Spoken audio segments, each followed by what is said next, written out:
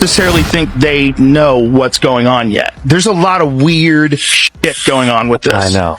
First of all, there was that one guy who was the decoy. All right, so you got this guy who's an older guy who starts yelling out. Didn't he take his pants down? He took his pants down. This guy was at 9/11. He was at the Boston bombings. All the hits. He called in a fake bomb at another place. And then he did this at this thing. Right after, so somehow or another, this guy has the state of mind that the moment someone gets shot, he yells out and says, I did it, and takes his pants down or something like that. I don't know. And a guy wrote, this guy got what he deserved. No, he didn't. He had open debates. That takes courage. So if you didn't agree with him, you could come and speak. Our turning point, let's say family, but I want you guys all to see the Medal of Freedom and be able to look at it in the back of it. You guys are all part of the legacy. So anything on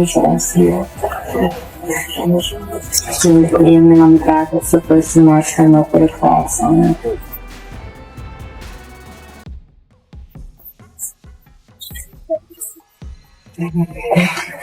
I literally will stand here so all of you. Like I'm not, I don't care. Everyone can have their own MC.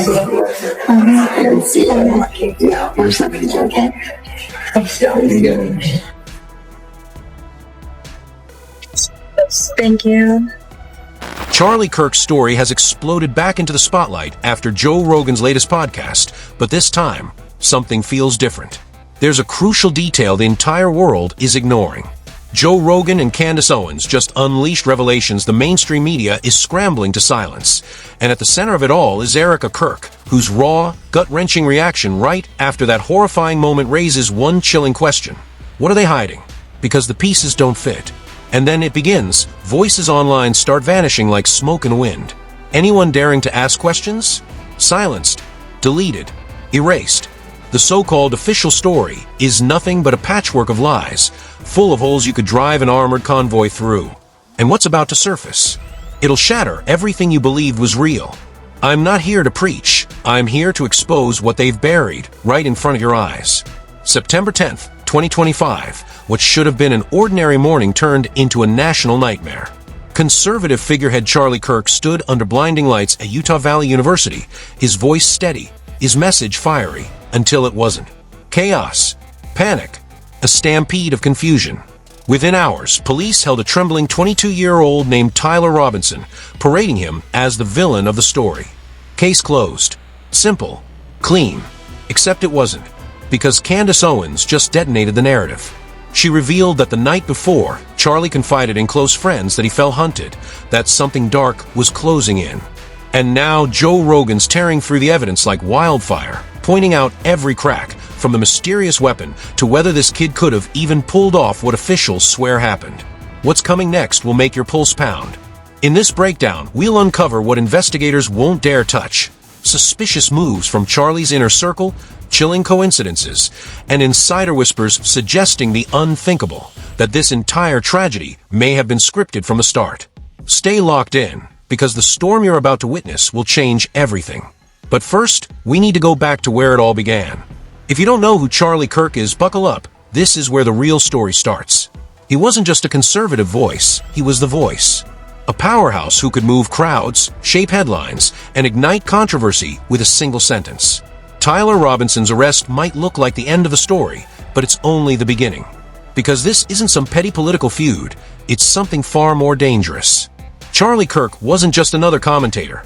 He was a storm in a suit, a man with reach, money, and enemies who wanted him gone. And now, the bizarre fragments around his final moments aren't adding up. Every fact leads to a deeper question. Every answer feels rehearsed. Even the people who once stood shoulder to shoulder with Charlie are breaking their silence, and what they're revealing will chill you to the core. So here's where everything flips. Candace Owens has just dropped a revelation so explosive it should have dominated every front page in America. But instead, silence. Total blackout. The media's pretending it never happened, and that's exactly why you need to hear what comes next. Candace didn't just drop a revelation, she detonated one. Her voice trembled as she laid it out. 3 different people, all close to Charlie, came forward separately, and every single one told her the same chilling truth. Charlie knew. He didn't just feel danger creeping in, he predicted it. And this wasn't some vague paranoia or something feels off moment. Candace says he looked his friend straight in the eye and said the words no one can forget now. Someone's planning to hurt me. Not someday. Not maybe. But soon. The night before it all unfolded, Charlie's final words to one of them now echo like a voice from the grave. I think they're coming for me. Spine tingling, right? Because what comes next makes it even darker. Two of those people didn't just hear it. They kept the receipts. Real messages. Written. Time-stamped. Impossible to deny. They weren't whispers anymore, they were receipts. Actual messages from Charlie himself, warning that something dark was closing in. And one of those messages wasn't sent to just anyone. It went to a major donor from Turning Point USA, the empire Charlie built with his own hands. These weren't random internet conspiracies. These were insiders. His inner circle. The people who knew him.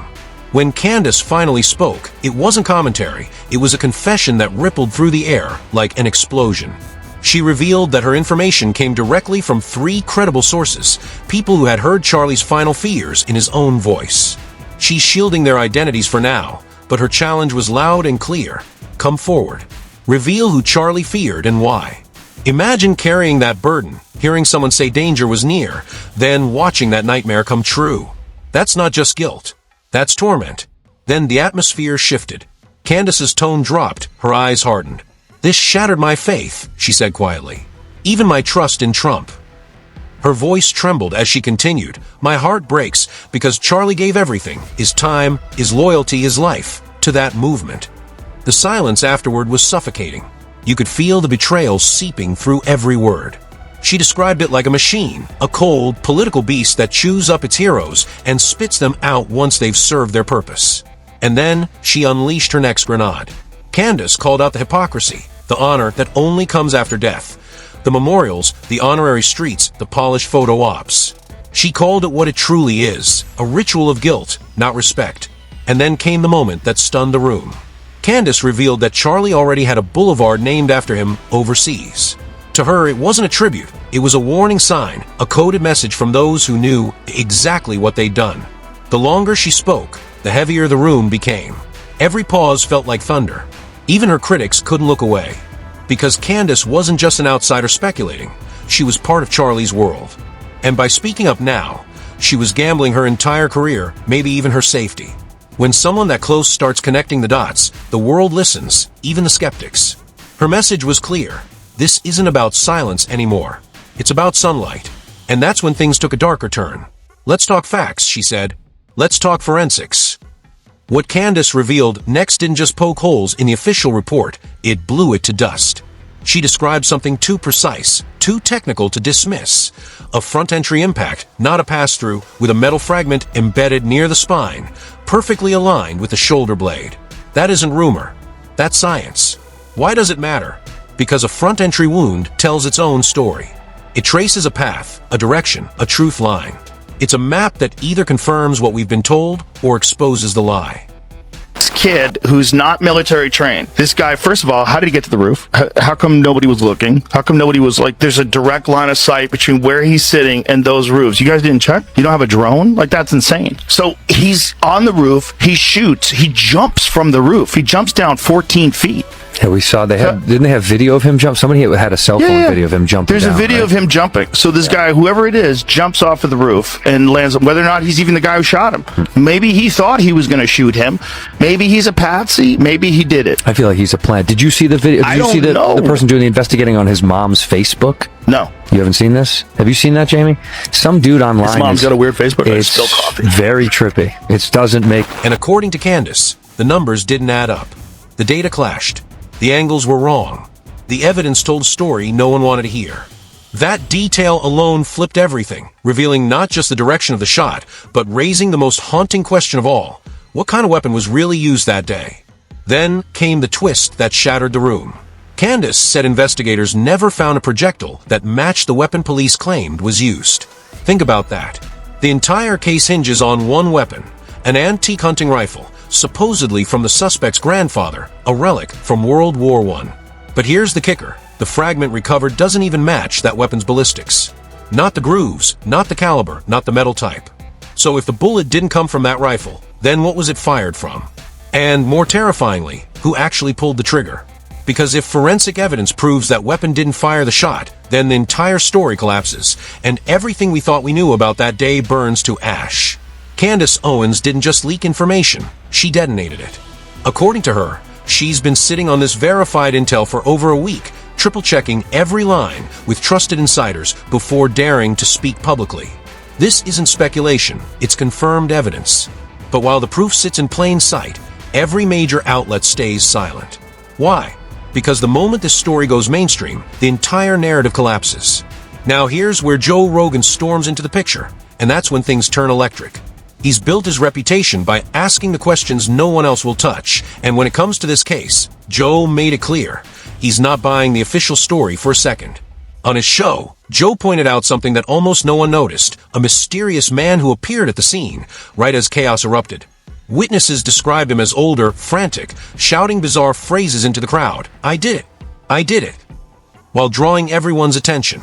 The outburst was so deranged that people froze, unsure whether to panic or laugh. But that one moment of confusion, it might have been all it took to bury the real details beneath the noise. Here's the part that'll make your skin crawl. Joe revealed that this same mystery man has allegedly been spotted at several other major national tragedies. Think about that. The same face showing up in the background of different historical disasters over the years. Coincidence? Joe laughed, saying, "Run that through any AI probability model. The number you'll get is practically zero." Then, right after this latest incident, that same man conveniently got arrested on unrelated charges. And just like that, he vanished, locked away, unreachable, unaccountable. Joe called it out for what it was, perfect timing. He shows up, creates chaos, then disappears behind the safety of the legal system. It's a distraction masterpiece, and it reeks of orchestration. But Joe wasn't done. Not even close. He tore apart the official explanation of the so-called antique hunting rifle. According to the report, the 22-year-old suspect dismantled his grandfather's century-old rifle, tucked it neatly into a backpack, climbed to a rooftop, reassembled it piece by piece, and executed a flawless long-distance shot. Joe's reaction? Pure disbelief. He practically laughed out loud. "That's mechanically impossible," he said. "Even trained marksmen couldn't pull that off, not without tools, time, and precision." He explained that rifles like that aren't modular. They're long, heavy, and fragile. The idea that someone could assemble one mid-chaos and fire an accurate shot borders on fantasy. And somehow the same official report claims the suspect then escaped the rooftop unseen, leaving behind no trace, everything conveniently lining up, as if written by a screenwriter who doesn't understand how physics works. Joe summed it up simply: none of this adds up. He's right. The logistics are absurd. It's like a script designed to distract you. An old weapon planted in the woods, a random man yelling confessions, and chaos so thick that truth gets swallowed whole. You don't erase evidence anymore, you drown it in noise. That's the new game. Confusion is the perfect cover-up. And that's exactly what seems to be unfolding in the Charlie Kirk case. Every time someone gets close to clarity, another bizarre layer appears: the shouting man, the mismatched weapon, the missing footage, the timeline gaps. It's confusion on purpose. And the public's catching on. Because when chaos becomes predictable, it stops being coincidence. It becomes strategy. Still, not everyone's buying Candace's version outright. And that's what makes this story so combustible. Even Joe Rogan has challenged her before, pressing her to hold back bold claims until she's certain. In an earlier podcast exchange, Joe told her flat out, "You don't have to have an opinion on everything. What matters is knowing when you don't know enough to speak." Candace pushed back gently, saying she never claimed certainty, only that the story felt wrong. Her words: "I'm not saying I know for sure. I'm saying something doesn't sit right." That clash, instinct versus evidence, is what makes this saga magnetic. It's no longer about politics. It's about truth itself, and how fractured it's become. Joe pressed her again. "Then why say you don't believe it? Why not just say you don't know yet?" Candace sighed. "Fine. I don't know. I haven't gone public. I haven't declared anything as fact. But pretending this makes sense? That's impossible." Their exchange became a defining moment. Two voices wrestling over what truth even means in an age where every side has its own version. Joe's right, bold claims need bold proof. But Candace has a point too. When the inconsistencies keep stacking higher than logic can climb, how do you stay silent? Here's the core dilemma. Candace stands on confidential sources she can't name, and Joe refuses to believe anything without hard data. Two approaches, both valid, both clashing under the same mystery. But one thing's undeniable. When someone says they feel hunted, and days later they're gone, the public deserves to ask why. That's not rumor. That's accountability. And that's where the media's behavior turns grotesque. Instead of empathy, they spun the story into mockery. One MSNBC anchor even floated the wild idea that maybe, just maybe, this was a freak accident caused by one of Charlie's own supporters. On live TV, the host actually said, "We don't know if it was a supporter shooting off a weapon in celebration. You know how they do at big gatherings." Joe's face when he heard that? Pure disbelief. He shot back sarcastically. "What, like it's the 4th of July now? People are just firing guns in celebration on campus? That's insane." He wasn't wrong. The mental gymnastics required to and now, here's where everything lands. Cold, haunting, and impossible to ignore. Charlie Kirk told multiple people he felt unsafe. Two still have his messages. Forensics don't match the weapon.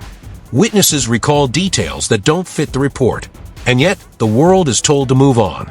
Joe calls it the fog effect, confused the story so completely that people stop chasing the truth. Candace calls it betrayal, a movement sacrificing one of its own. So what do you think? Was this really the act of a lone young man? Or the final move in a bigger, darker game? Drop your thoughts in the comments, because this isn't over, not by a long shot.